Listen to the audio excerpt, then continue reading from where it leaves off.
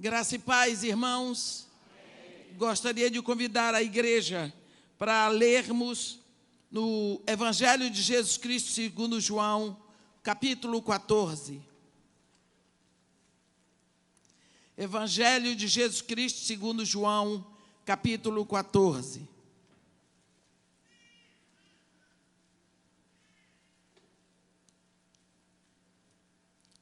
Onde está escrito assim: não se turbe o vosso coração.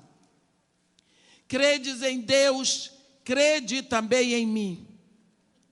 Na casa de meu pai há muitas moradas. E se assim não fora, eu vou-lhe teria dito, pois vou preparar-vos lugar. E quando eu for e vos preparar o lugar, voltarei e vos receberei para mim mesmo, para que onde eu estou, estejais vós também.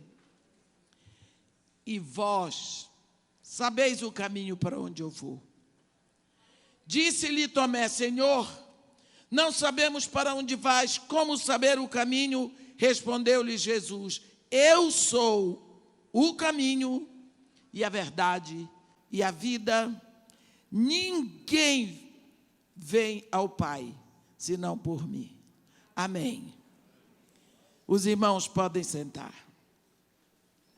Quando Jesus Cristo estava falando essas coisas, depois de ser indicado o traidor, depois de Pedro ter sido avisado, Jesus para e fala para os seus discípulos: não se turbe os vossos corações.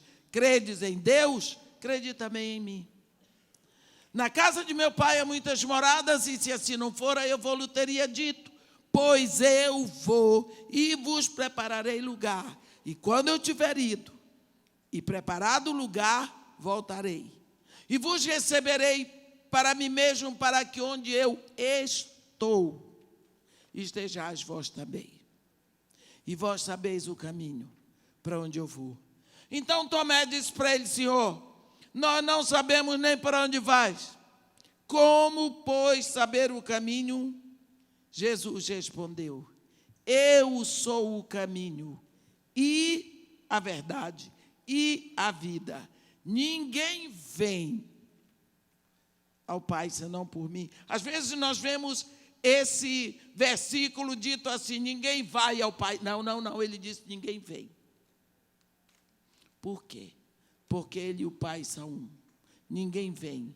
Vem a mim, vem ao Pai. Não é? Mas Jesus, quando estava falando isso, ele estava falando para uma plateia que entendia perfeitamente que ele estava falando de casamento. Quando nós lemos isso aqui, no Ocidente, na nossa cultura, precisamos de escola dominical para saber. Mas aquele povo lá sabia que Jesus estava falando de casamento. Por quê? Porque o casamento hebraico era realizado em duas etapas. Na primeira etapa, precisamos saber que o responsável do casamento é o pai. O pai tem um filho e ele vai procurar uma moça para ser a noiva do filho dele. Depois que ele pesquisou tudo e encontrou a moça, é o pai que escolhe, ele procura ver o preço a pagar, se a moça está disponível e tudo mais. Uma vez tudo pronto, ele entrega o dote para o filho e manda o filho na casa da moça. O filho vai. E esses passos são muito importantes para nós entendermos esse discurso, porque é profético. Quando o rapaz chega na frente da casa da noiva, da futura noiva, ele entra na casa da noiva. Isso é muito importante. Ele entra. E lá dentro, ele paga o dote. O que significa, ele paga o preço da moça. E depois de contado tudo e visto que o preço está certo, porque ele paga diante de toda a família, ele vai assinar um documento chamado Ketubá. Ele assina o Ketubá e a moça assina também. Por este documento, o casamento está certo, tudo pronto, e se acontecer alguma coisa, é divórcio. Mas o rapaz passa a ter direitos àquela moça, ela passa a ser a noiva dele, porque ele comprou, ele pagou o preço, ela é dele. Agora, uma vez pago o preço, assinado o Ketubá, o rapaz vai sair da casa da noiva, mas ele não a leva, ela fica. E ele vai para a casa do pai. O que ele vai fazer agora? Agora ele vai receber do pai dele a herança que ele tem direito, porque nós lembramos que quando o povo entrou na terra prometida, a terra foi dividida em lotes para cada família. E aí, cada família ia dividindo pelos seus filhos e filhos, porque eles eram agricultores. Agora, esse rapaz vai receber do pai a porção da terra que lhe cabe, e ele vai construir o Rupá. O Rupá é a casa onde ele vai morar com sua esposa, seguramente lá ele vai ter seus filhos, ele vai preparar o lugar para viver com sua esposa. Enquanto ele está aqui na terra do pai dele, ainda morando na casa do pai dele, preparando a casa, lá na casa da noiva, ela está desenvolvendo a consciência de que ela foi comprada, de que ela é propriedade de um rapaz, que o preço dela já foi pago e a qualquer minuto ele pode aparecer, porque só pelo fato dele ser dono dela, ele não vai avisar o dia que vem buscá-la e nem a hora. Então, ela vai ter que desenvolver uma consciência de que a qualquer momento o noivo pode chegar. Então, ela vai estar dia e noite bem arrumada.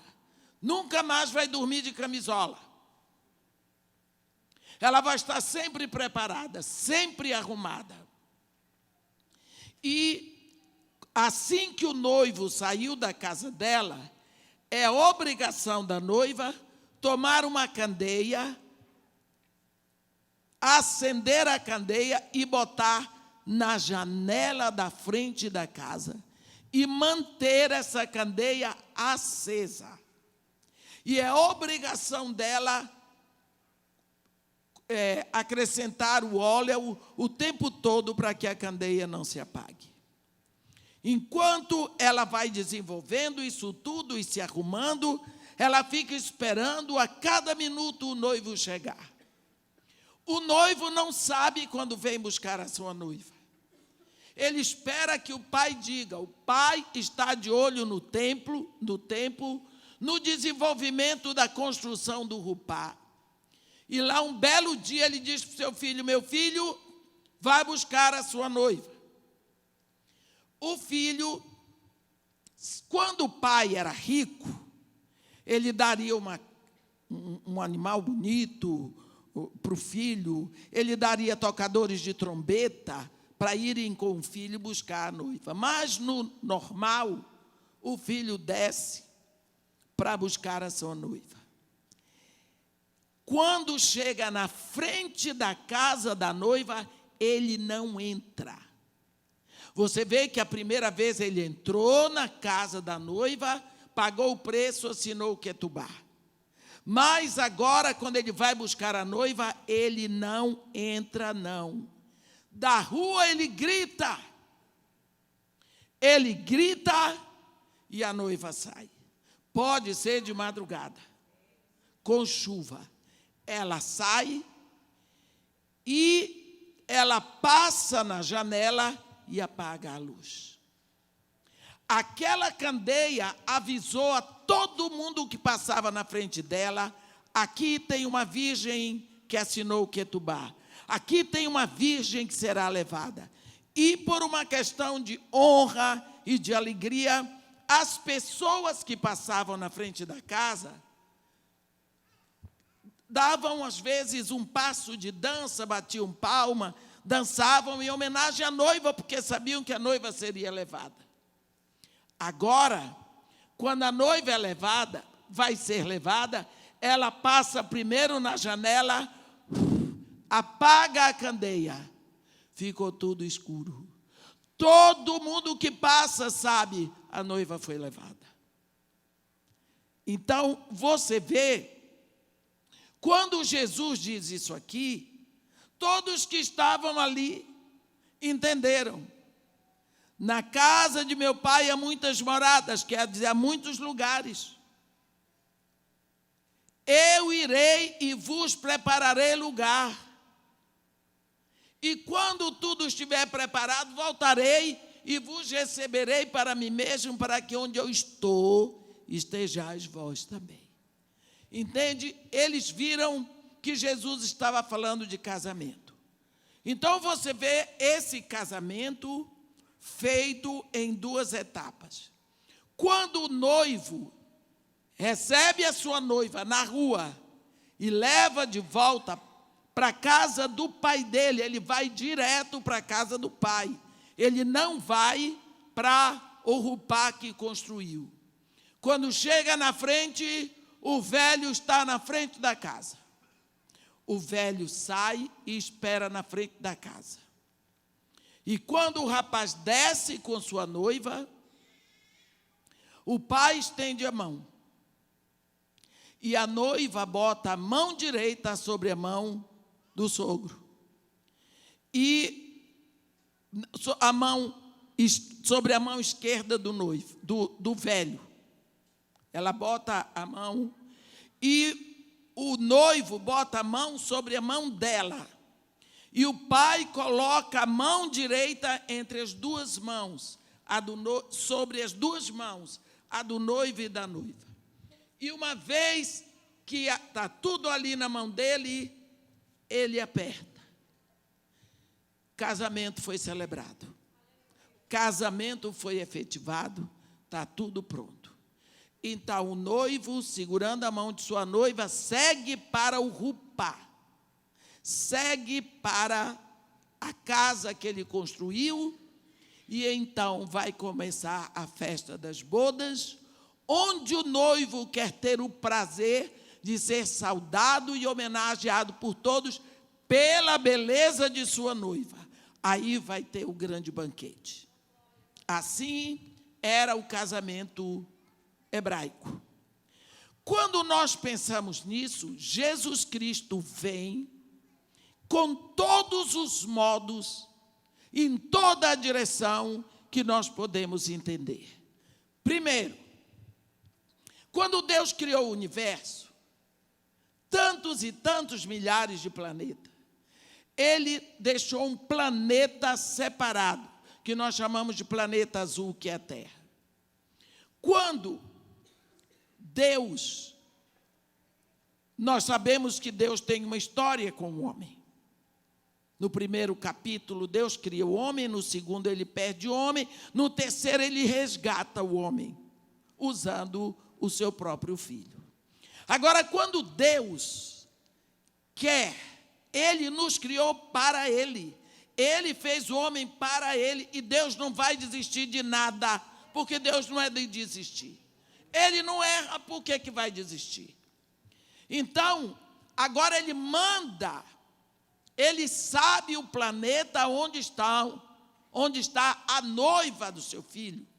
Porque a noiva, que nós chamamos, é uma comunidade santa, composta de homens e mulheres.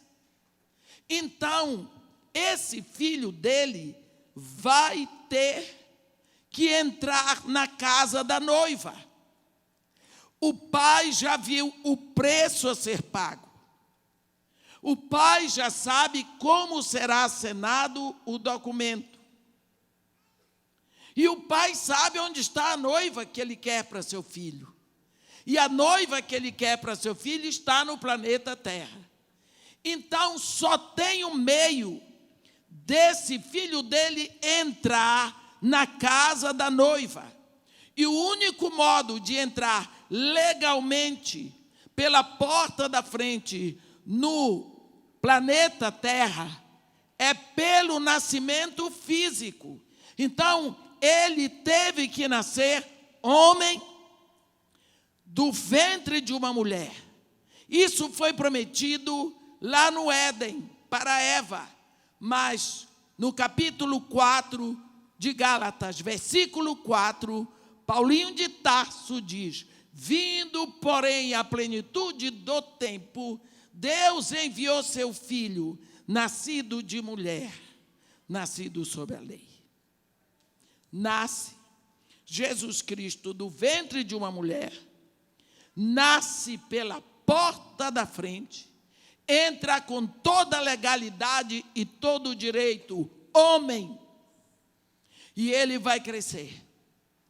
E então ele vai poder, ele já entrou na casa da noiva, porque a casa da noiva é o planeta Terra. No Salmo 115, versículo 16, está escrito: os céus são os céus do Senhor, porém a terra deu-a ele aos filhos dos homens.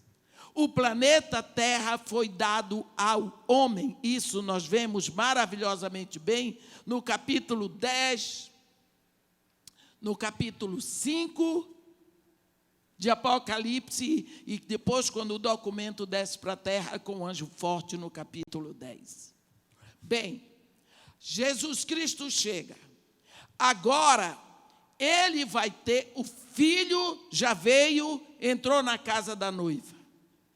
Mas ele vai ter que, dentro da casa da noiva, assinar, pagar o preço, pagar o dote. E nós sabemos que ele pagou o dote cabalmente.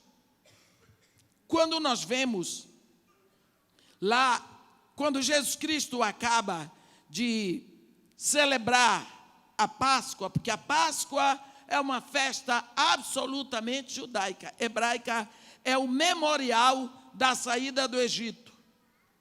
É o memorial, é cura para a memória.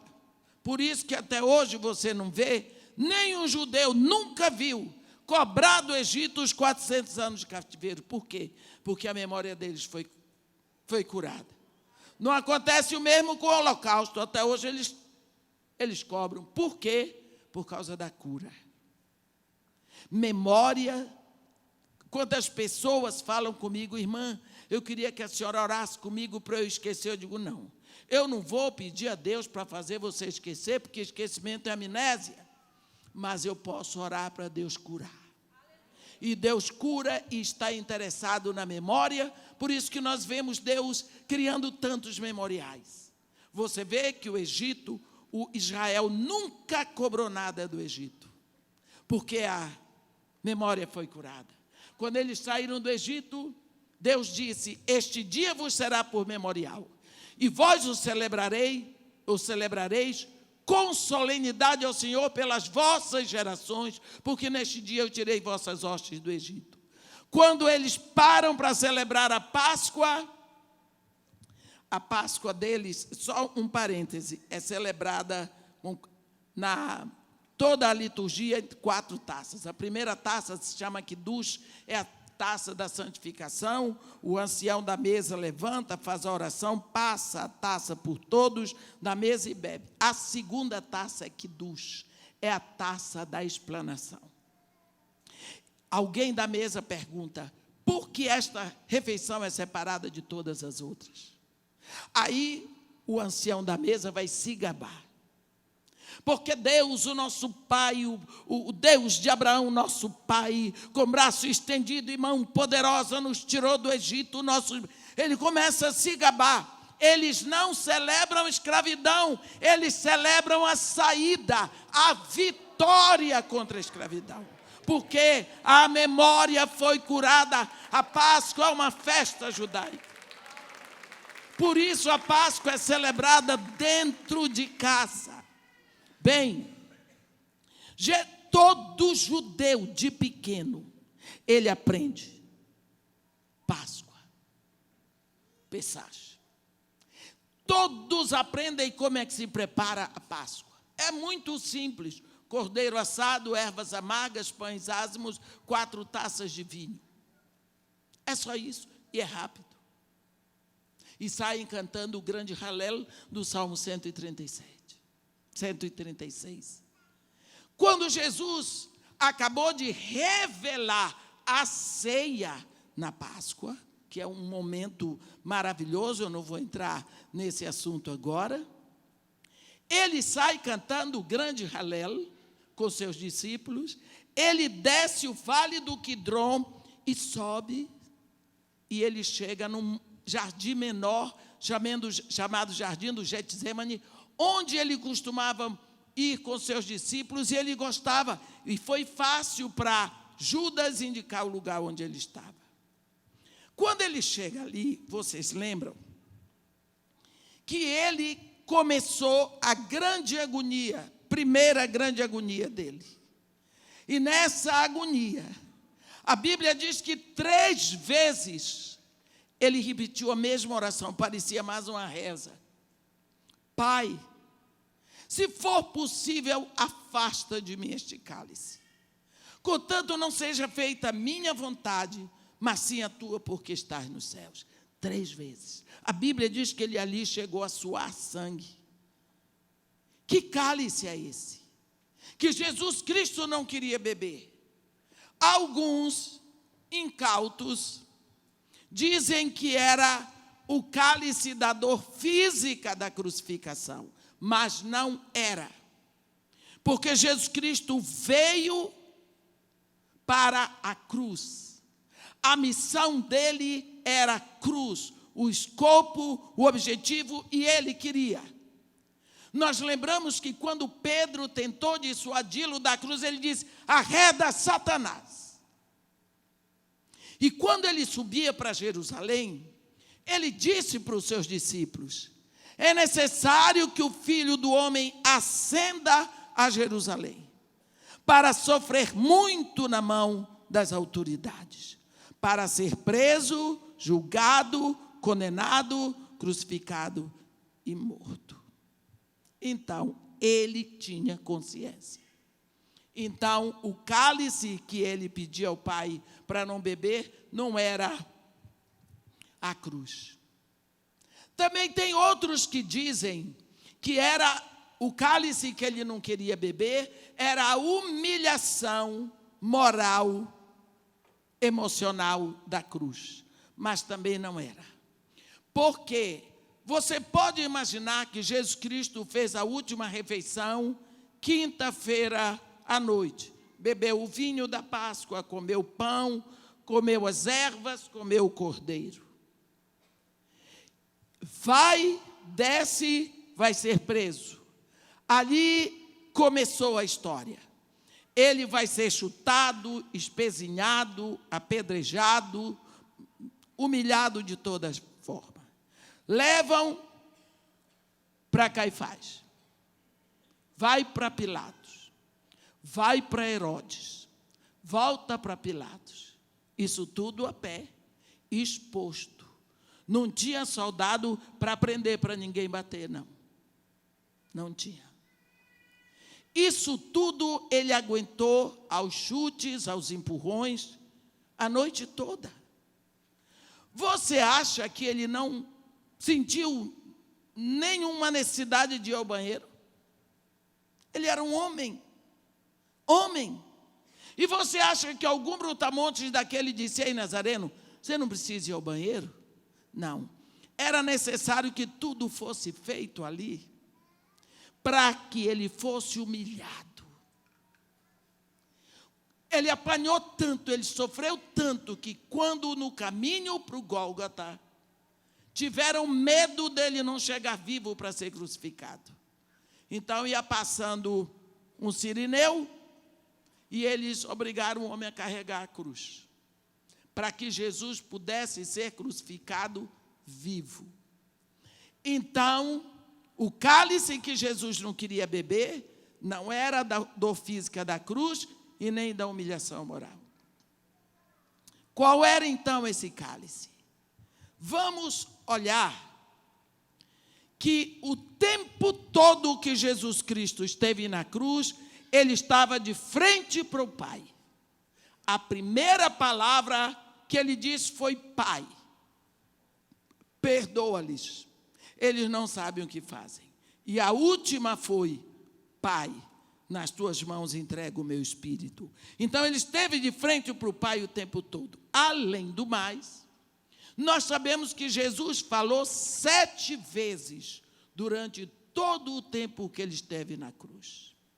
Se nós olharmos para o início da narrativa de Gênesis, a Bíblia diz: no princípio, criou Deus os céus e a terra. A terra, porém, era sem forma e vazia, havia trevas sobre a superfície do abismo, e o Espírito de Deus pairava sobre a superfície das águas, e Deus disse: haja luz. E houve luz. Em seguida, Deus diz: haja separação entre luz e trevas. E houve.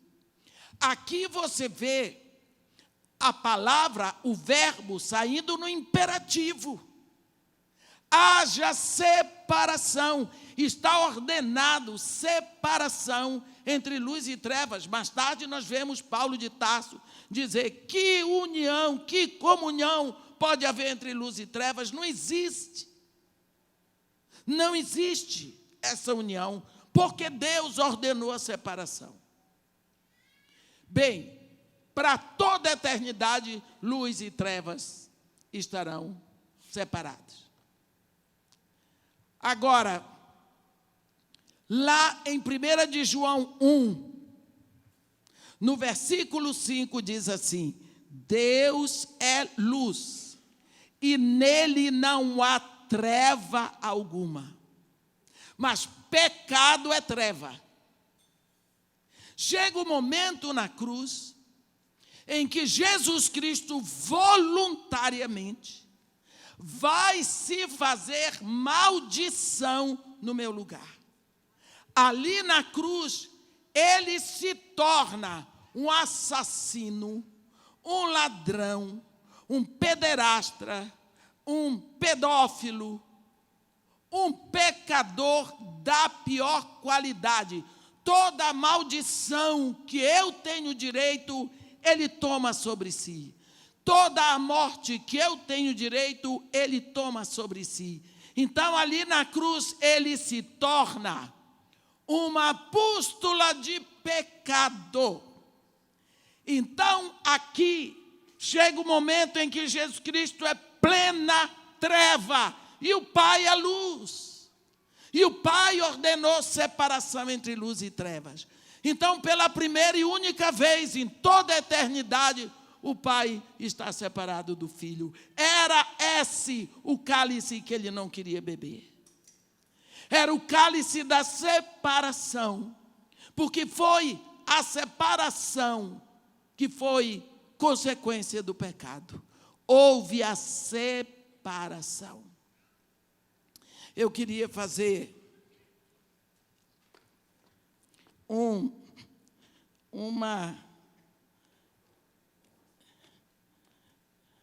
aqui, só para mostrar para vocês. Assim, quando Deus criou o homem, ele criou um corpo no homem. Digamos que o corpo é essa parte aqui de baixo. Um corpo maravilhoso. Quando você olha o corpo do homem, até hoje, a medicina estuda e não acaba de estudar. Mas Deus não podia estar conectado ao homem pelo corpo. Então Deus criou no homem um corpo invisível. Um corpo que não se pode pegar. Que é a alma, que nós também chamamos do grego psique ou psuque. E Deus, como fez um corpo tão rico para o homem, faz uma alma riquíssima para o homem. E até hoje, ciência nenhuma, mesmo a psicologia científica, decifra todos os segredos da alma. Estão lá. Mas Deus não podia estar conectado ao homem pela alma, porque Deus não é alma. Deus é espírito. Então Deus cria um espírito no homem. Está aqui o espírito. Esse não é o espírito de Deus, é o espírito do homem. Como seria? O homem, tendo agora o espírito, Deus pode estar conectado ao homem pelo espírito, porque Deus é espírito. Então, o espírito do homem, conectado a Deus, que é espírito, ele se abastece em Deus. Esse espírito do homem, abastecido em Deus, dirige a alma do homem. E a alma do homem, dirigida por um espírito abastecido em Deus, ela dirige o corpo. Esse é o plano de Deus para o homem. Mas Deus diz para ele: de toda árvore do jardim comerás livremente, menos de uma, menos da árvore do conhecimento do bem e do mal, porque no dia em que dela comeres, certamente morrerás. O homem comeu, o homem morreu. Mas o que morreu no homem foi o espírito. A Bíblia diz, em 1 Tessalonicenses 5:23, o mesmo Deus da paz vos santifique em tudo, e seja o vosso espírito, alma e corpo mantidos íntegros e incorruptíveis para a vinda do Senhor Jesus. Lá em Provérbios 20:27 diz: o espírito do homem é lâmpada do Senhor. Então, o homem ficou com o espírito morto. A Bíblia diz que o espírito do homem morreu, mas a Bíblia não diz que ele desapareceu. A partir de Adão, o homem carrega a morte espiritual, carrega um defunto espiritual. Penso que isso. A alma, que foi feita para ser dirigida por um espírito, ela dizia: agora a alma ficou como no meio do mar, sem bússola, sem direção. Mas como ela foi criada para ser dirigida pelo Espírito, ela vai ser dirigida pelo Espírito que está no mundo. Ela se torna uma alma mundana, ou uma alma carnal, ou simplesmente carne, como Paulo diz. Mas a alma vai gemer e chorar o tempo todo com a saudade desse vácuo que ficou. O homem ficou separado de Deus. É isso que vai acontecer ali na cruz. Jesus Cristo vai chorar isso aqui. Lá em Romanos 7, tem um momento em que Paulo fala sobre isso, porque naquela época existia um suplício do morto. Era assim, alguém cometeu um delito terrível e é julgado, e ele é condenado ao suplício do morto. Como é? Digamos que eu fui condenada ao suplício do morto.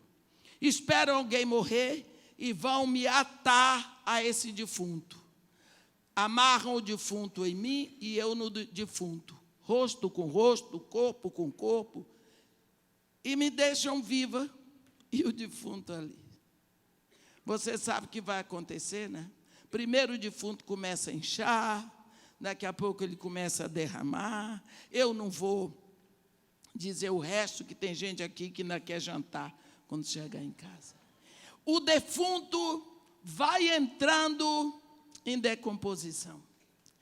Pense você atada num defunto que está em decomposição. Pense que é você. O mau cheiro que vai exalar. O que você daria a alguém que lhe desatasse daquele defunto e lhe desse um banho? Paulo diz: desventurado homem que sou, quem me livrará do corpo desta morte? É Jesus. Ele leva essa morte e nos liga com Deus de novo. Por isso, ele teve que passar pela separação.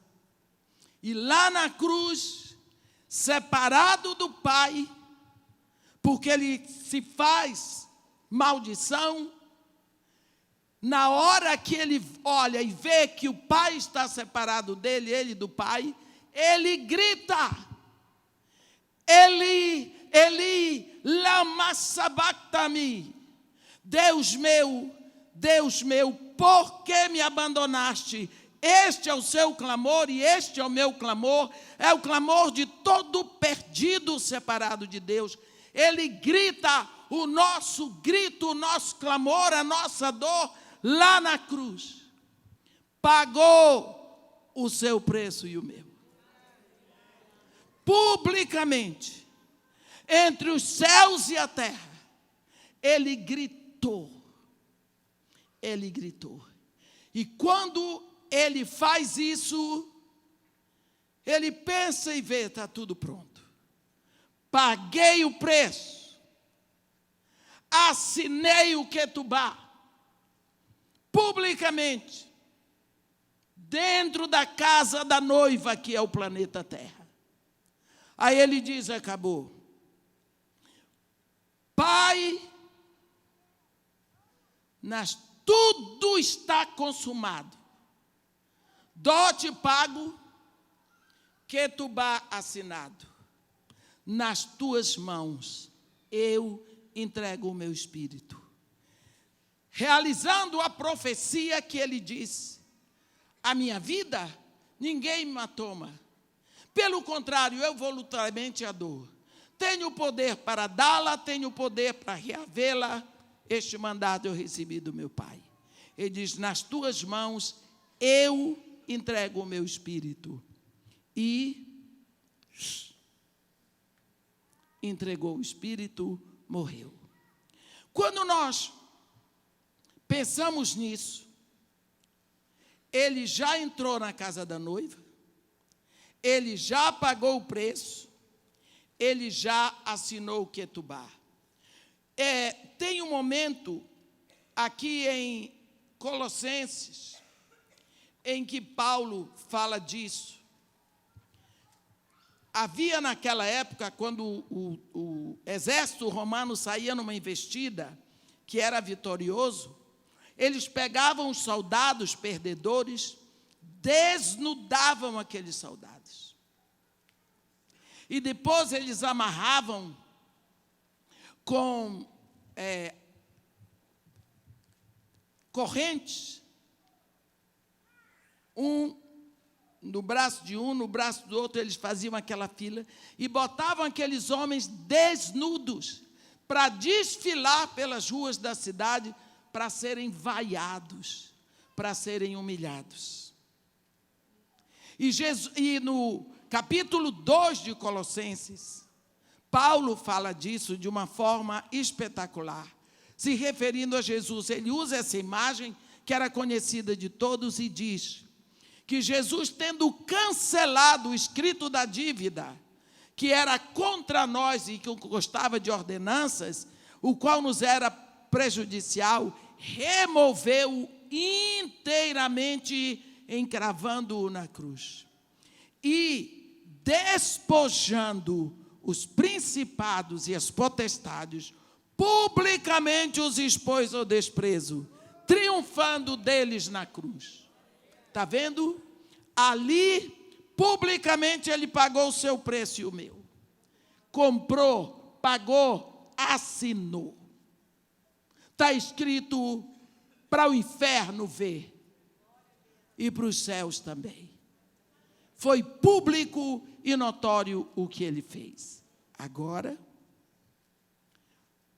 ele desce ao sepulcro e quando ele ressuscita, ele venceu o último inimigo, a morte. Venceu. Paulo tem um momento que ele diz, que ele fala, e aí, ô morte, cadê a tua vitória? Porque a morte foi consequência do pecado. Todo mundo até hoje tem medo de morrer. Ele morreu para ressuscitar, para dizer, está vendo? A morte já não existe. Mas, deixa eu dizer para você, eu gosto tanto de Davi, porque Davi não foi apenas o maior rei de Israel, ele foi o maior profeta do louvor e da adoração. É algo tremendo o que aquele homem ensina a respeito de louvor e adoração. E no salmo mais conhecido, todos nós conhecemos, ele diz: ainda que eu ande no vale da sombra da morte, não temerei mal algum. O que ficou para nós não foi a morte, foi a sombra. Por exemplo, se vier aqui um caminhão passar com tudo, a sombra do caminhão vier sobre mim, eu me assusto, mas o caminhão não me matou, porque o que passou sobre mim foi a sombra, e sombra não mata. Se vier um leão de lá, com um bocão, ele abocanha o outro lá, mas a sombra da boca veio sobre mim, me assustou, mas não matou. O que ficou da morte para nós foi a sombra. E nós temos medo da sombra, nos assustamos com a sombra. Mas é aquilo que ficou para nos reencontrarmos com o Pai. Então, Jesus Cristo vence a morte. E uma das coisas que ele fala para a igreja em Esmirna, não é? É isso. Eu conheço esse inimigo que vocês estão enfrentando. Mas porque eu vivi, porque eu vivo, vocês também viverão. Não é? Então, esse Jesus é o noivo que o pai dele manda à terra, à casa da noiva. Ele entra na casa da noiva, que é o planeta Terra. Ele paga o preço da noiva, ele assina o Ketubá. E agora, ele não leva a noiva, porque ele é judeu. Ele deixa a noiva na casa dela. E ele volta para a casa do pai dele para preparar o rupá. Então, ele deixa a noiva. Papel dele está preparando o lugar. Eu irei e vos prepararei o lugar. E quando eu tiver ido e tiver preparado o lugar, voltarei. E vos receberei para mim mesmo. Ele não diz, vos tomarei para mim mesmo. Ele diz, vos recebereis, e você vai ver por quê. Resultado, a noiva ficou. Qual é o papel dessa noiva agora?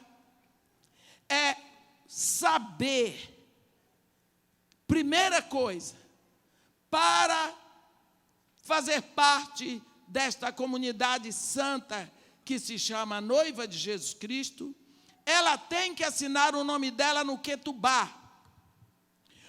Como ele disse, ide, fazei discípulos de todas as nações, ensinando a eles tudo o que eu vos tenho ensinado, e eis que eu estou convosco todos os dias, até a consumação dos séculos. Esse está o grande nó hoje na igreja. Porque nós vamos, será que nós temos feito discípulos? Porque o que eu ouço falar é uma gama de evangélicos. Todo mundo hoje é evangélico. Mas eu procuro onde estão os discípulos. Existe uma diferença muito grande entre o discípulo e o evangélico. O discípulo pensa como o seu mestre. O discípulo representa o seu mestre. O discípulo aprende do seu mestre. A máxima do discípulo é o seguinte: quem te recebe, a mim recebe. E quem a mim recebe, recebe o Pai. Mas evangélico, essa gama de pessoas que estão aí levando vida no pecado. A Bíblia diz: aquele que é nascido de Deus não vive na prática do pecado. Eu tenho um projeto social que eu comecei em 1990, no Morro de Dona Marta. Quando eu comecei ali, era a favela mais violenta do Rio de Janeiro. Nem polícia podia entrar, não podia subir. Ali havia a maior concentração de centros de macumba do Rio.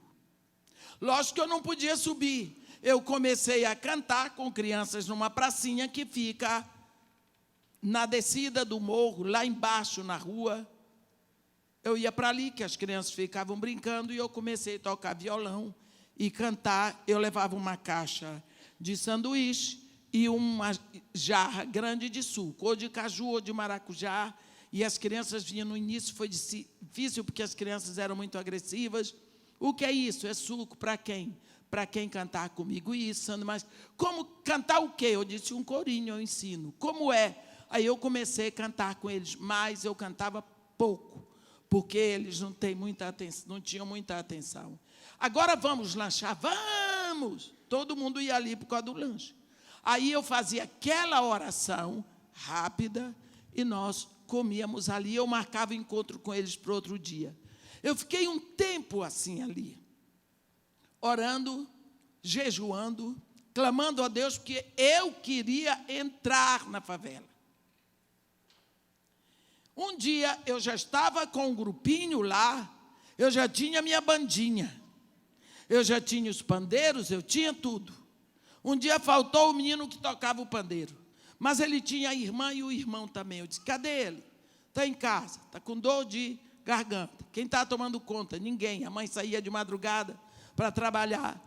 Eu disse, quem sabe a gente podia ir lá. A senhora vai? Eu disse, com vocês eu vou.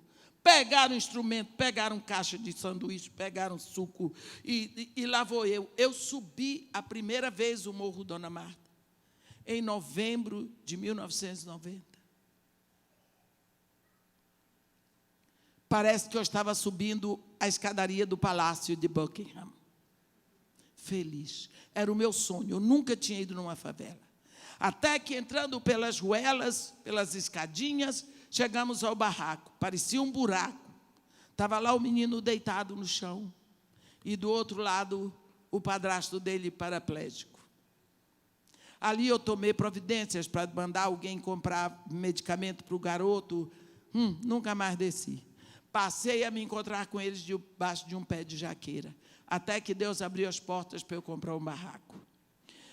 Mas eu quero dizer para vocês o seguinte: comecei o meu trabalho ali, eu passava quase a noite. Eu trabalhava, viajava e tudo mais, e voltava, e comecei a suprir, até que as coisas foram acontecendo. Eu não vou contar tudo, só quero dizer para vocês. Em 1990, em 2002, acabou o último centro de macumba. Em 2004, o Morro Dona Marta foi retirado da lista de favelas violentas. Em 2008, foi colocada a primeira UPP do Rio de Janeiro no Morro Dona Marta. Não teve um tiro, não teve uma prisão, não teve uma gota de sangue. A mídia ficou impressionada. Não sei se alguém aqui viu que eu apareci de manhã, meio-dia e de tardinha no jornal, assim, rapidinho, porque trabalho evangélico.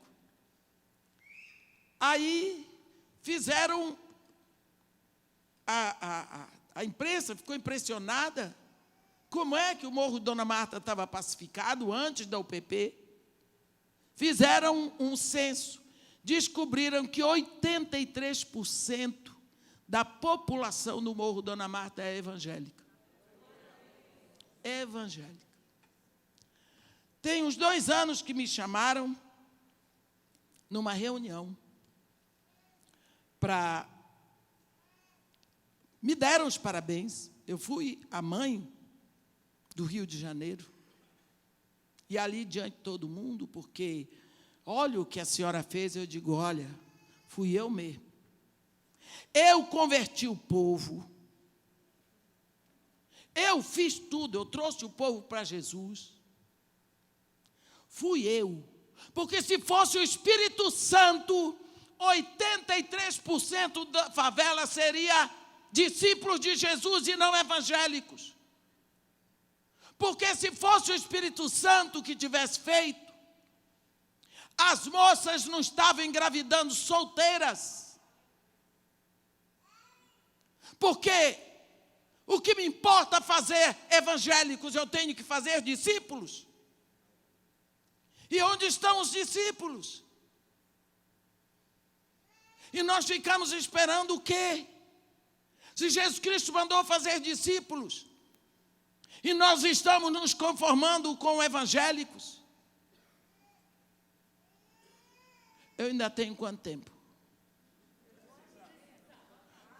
Então, vou contar para vocês uma história. Vocês se lembram lá no capítulo 37 do livro do profeta Ezequiel? O profeta Ezequiel diz assim, se você quiser pode ver, eu sei de cor. O profeta diz assim, veio sobre mim a mão do Senhor. Pronto. Me levou pelo Espírito.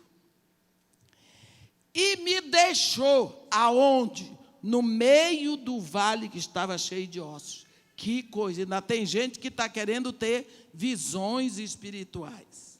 Abra o olho, porque todas as vezes que vem um anjo, ele diz assim, não temas. Por quê? Pega o profeta, leva no meio e deixa no meio de um vale que estava cheio de ossos. E não era osso de galinha, não, era caveiras humanas. Misericórdia, eu tenho um pavor de cemitério. Você pensa. Deixou o profeta lá. Vá seguindo a Bíblia. Agora, o profeta ficou lá não sei quanto tempo. Me fez andar ao redor deles. Lá vai o profeta dar a volta. Para quê? Para observar, para analisar, para tomar conhecimento. E quando o profeta vê aquilo tudo, o profeta chegou a uma conclusão. Qual foi a conclusão do profeta? Eram muito numerosos na superfície do vale e estavam sequíssimos. E você vê aqui, todas as vezes que a Bíblia leva o adjetivo para o superlativo, absoluto, sintético, significa não tem mais jeito.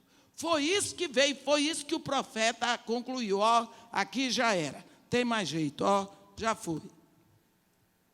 Quando o profeta estabelece esse decreto na mente dele, Deus faz uma pergunta. Cuidado quando Deus faz pergunta.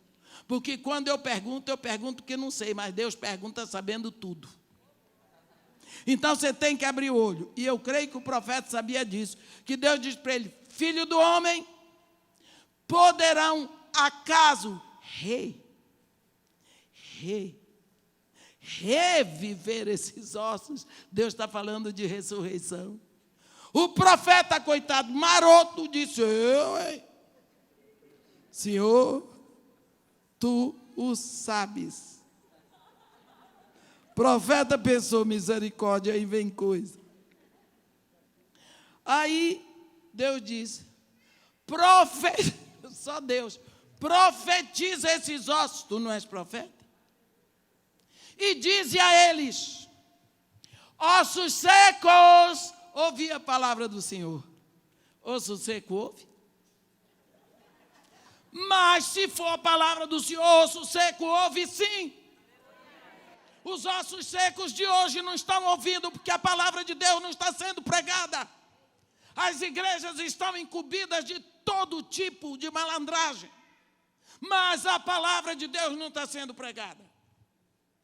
Porque quando a palavra de Deus é pregada, montanha se levanta, mar obedece, vento obedece, osso seco ouve. Pronto. Falta a palavra de Deus pregada hoje, como ela está escrita na Bíblia. Ossos secos, ouvi a palavra do Senhor. Olha o que Deus diz: eis que farei entrar em vós o Espírito e vivereis. O que Deus estava dizendo é para o profeta: você está achando que eu criei ossos secos?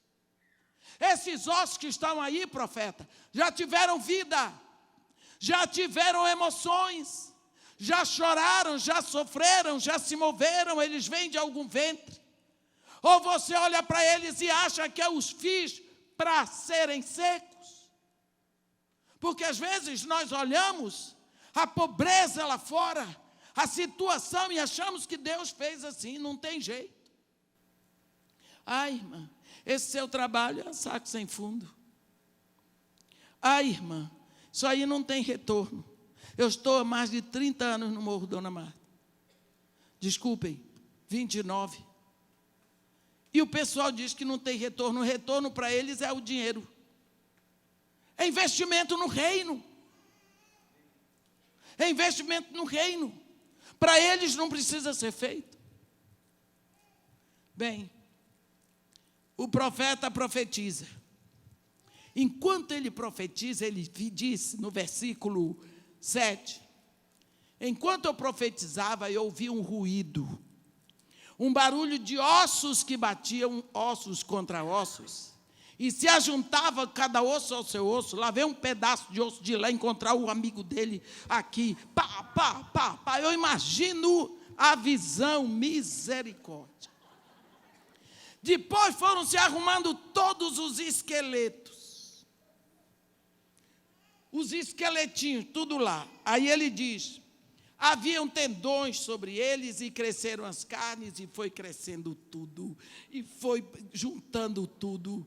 Eita! Aí sabe o que foi que aconteceu? Viraram defuntos. Defuntos. Já não eram mais ossos secos, defuntos. Eu penso, não está escrito na Bíblia, você pode pensar o que é. O profeta, coitado, que tinha visto um montão de ossos secos, ele olhou aquilo e disse: glória a Deus, que maravilha, de osso seco agora, olha aí, ó, quem sabe tinha até cabelo. Olha, que maravilha, oh, louvado seja o nome do Senhor. O profeta estava satisfeito. Melhorou muito. De ímpio lá virou evangélico. De feiticeiro virou evangélico. De ladrão virou evangélico. Virou evangélico. Mas está no meio do caminho. E Deus diz: está satisfeito, profeta? E eu que pensei que não prestava para nada. Agora, profetiza o Espírito. Profetiza ao Filho do Homem. Profetiza assim: sopra dos quatro ventos, ó Espírito. Desculpa, vem dos quatro ventos, ó Espírito, e assopra sobre esses mortos, para que vivam. Está vendo? Estava tudo inteirinho, aparência de vida, mas estava tudo morto, porque não tinha o Espírito. O trabalho não foi completo. Esse é o caso do evangélico. Ele sabe os hinos, ele já não ouve mais forró. Mas cadê o Espírito para trazer vida? Você vê que a Bíblia diz aqui que Deus mandou o Espírito vir dos quatro ventos. Na Bíblia fala muitas vezes nos quatro ventos: vento norte, vento sul, vento leste, vento oeste. O vento oriental, que é o vento leste, é o vento da destruição. Você vê esse vento soprar lá nas espigas do faraó, do sonho de faraó, e mirrar tudo. Também abre o mar vermelho. O vento leste, o vento oeste, que é o vento ocidental, É o vento da libertação. É o vento que sopra e leva todos os gafanhotos para o mar.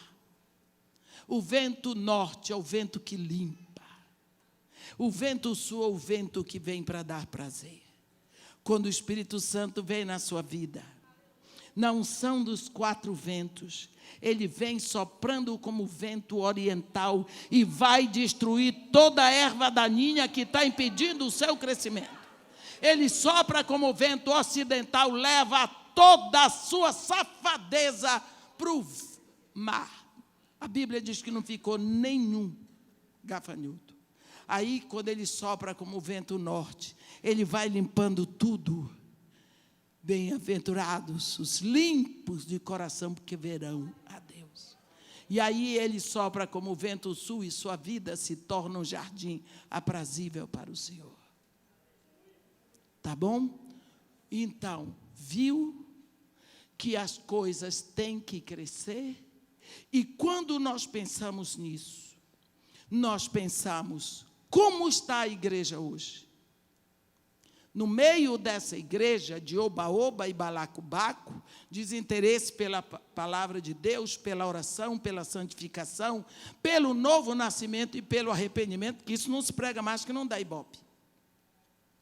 Tem uma igreja pura, tem a igreja noiva, tem a igreja de Jesus Cristo que vai crescendo e se purificando, sem ruga e sem manchas. Essa noiva, ele deixou aqui encarregada de ser a luz. Vós sois a luz do mundo. A luz do mundo. Essa luz será vista. Porque se não virem essa luz, não vou poder matar. Como é que alguém vai poder matar um filho de Deus, se ele não brilhar? Porque o brilho incomoda.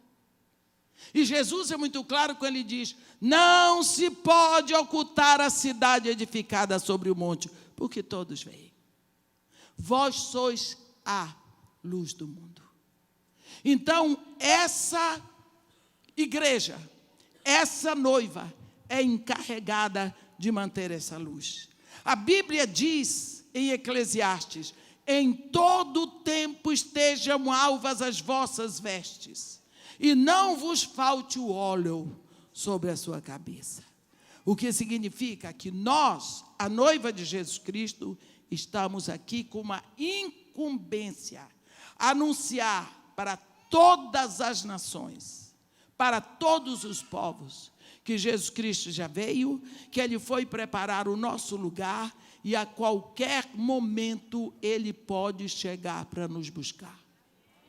Essa é a incumbência que nós temos, para que cresça em nós o desejo de estarmos prontos todo o tempo. Agora, se Jesus Cristo assinou o documento, o Ketubá, como é que uma pessoa assina o Ketubá? A palavra diz, de Deus diz, pelas tuas palavras serás salvo, pelas tuas palavras serás condenado, porque a vida e a morte estão no poder da língua. Se com teu coração creres, e com a tua boca confessares Jesus, serás salvo. Porque com o coração se sente para a justiça, mas com a boca se confessa para a salvação.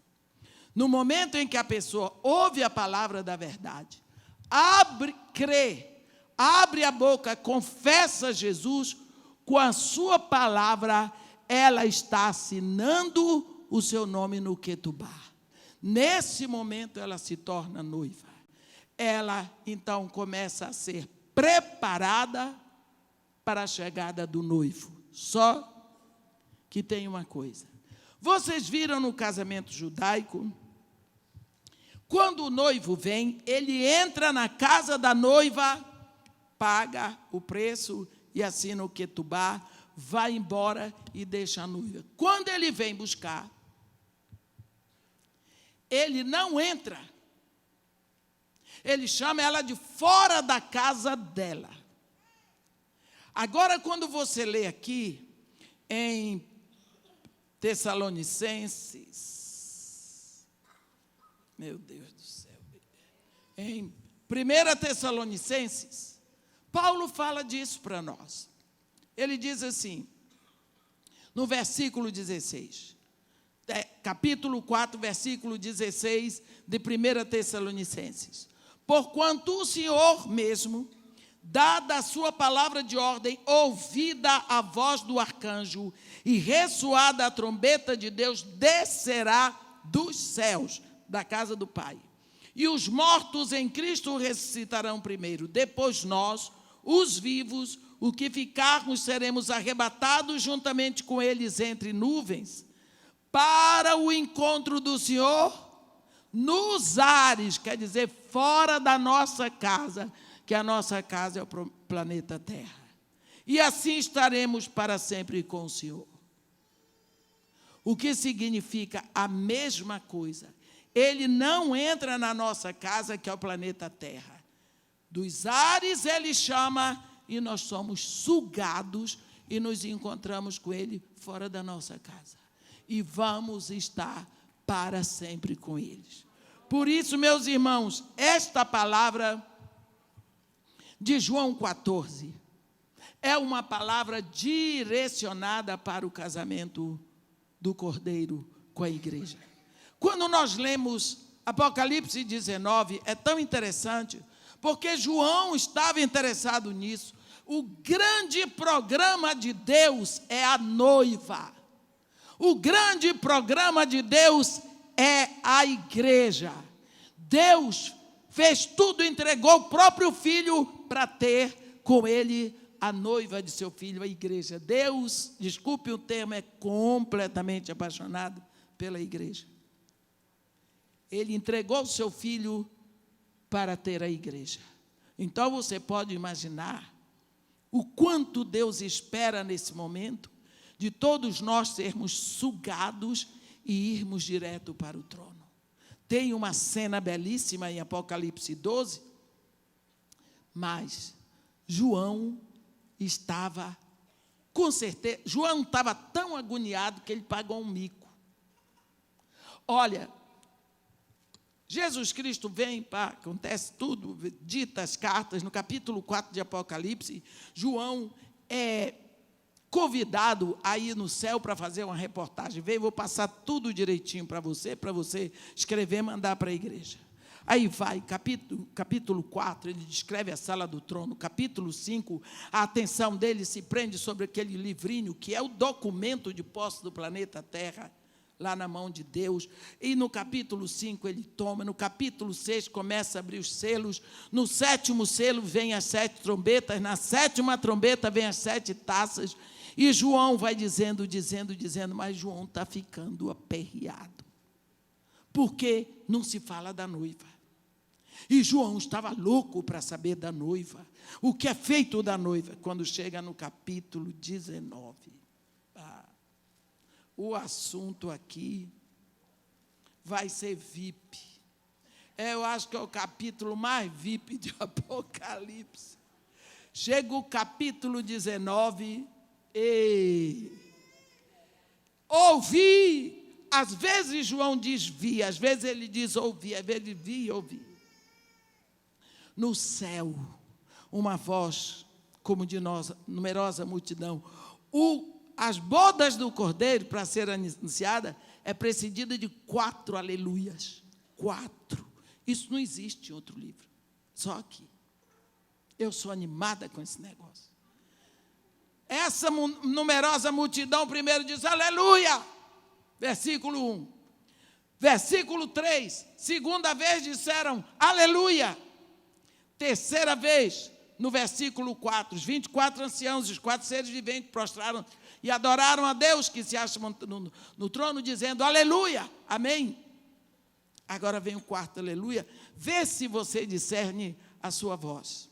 Porque João diz que a multidão, você pensa, uma porção de crente, filho de Deus, da Índia, do Japão, da China, do Brasil, dos Estados Unidos, da Alemanha, todo que tinha até argentino lá. Todas as línguas do mundo. A única palavra que nós sabemos dizer, que pega todas as línguas, é aleluia. O resto é por conta de cada um da sua língua. Você imagina essa turma toda ser sugada da terra e chegar no trono do Pai? Você imagina o barulho. Porque crente por si só faz barulho. Agora, o que João diz. Então, ouvi como versículos, como voz de numerosa multidão, como de muitas águas. Você sabe que são águas, não é? Águas são nações. Se lembra que no capítulo 13, Satanás, ele puxa uma besta que sai do mar e outra que sai da terra. A que sai do mar é do mar agitado das nações, né? E é um sistema econômico financeiro corrupto. E outro sai da terra de Israel, é o falso profeta. Então, de muitas águas, de muitas nações, como de fortes trovões, dizendo, aleluia! Essa é a palavra comum em todas as línguas. Depois, cada um na sua língua. Pois rei no Senhor, o nosso Deus Todo-Poderoso, alegremos-nos, exultemo-nos e demos-lhe glória, pois são chegadas as bodas do Cordeiro, cuja esposa assim mesmo já se ataviou, pois lhe foi dado vestir-se de linho finíssimo, resplandecente e puro, porque o linho finíssimo são os atos de justiça dos seus santos. Aí o anjo fala para João, ei, escreve, bem-aventurados aqueles que são chamados à ceia das bodas do Cordeiro. E acrescentou, são essas as verdadeiras palavras de Deus. Olha o que pobre do João vai fazer. João está tão emocionado, tadinho. Olha o que ele vai fazer. Ele diz, coitado, prostrei-me aos seus pés para adorá-lo. Ele, porém, me disse, vê, não faças isso. Sou conservo teu e dos teus irmãos que mantêm o testemunho de Jesus. Adora a Deus, porque o testemunho de Jesus é o espírito da profecia. Coitado de João, ficou fora de si. 2 vezes ele vai pagar o mico de tanta emoção. Chegou a noiva. Mas essa noiva foi comprada lá na cruz. É um remanescente que pagou o seu preço. Essa noiva é uma comunidade dos remidos do sangue de Jesus, que levaram o evangelho a sério, a palavra de Deus a sério, e que mantiveram o testemunho de uma vida diferente. Por quê? Porque tem consciência do sangue derramado. É uma noiva que vem, como ele diz em Cantares, vem comigo do Líbano, noiva minha, vem comigo do Líbano, vem comigo do Amaná, da cova dos leões, do monte dos leopardos. Ele chama da feitiçaria, da imoralidade, da falsa religião, ele chama, vem comigo. Então nós precisamos saber, ele já veio, já entrou na nossa casa, já pagou o preço, já assinou o Ketubá. Se você já assinou o Ketubá no dia em que você se rendeu a ele, que você tenha uma consciência que a qualquer momento você será sugada. Amém? Que Deus nos abençoe e nos guarde. Que faça resplandecer o seu rosto sobre nós e tenha misericórdia de todos nós. Amém.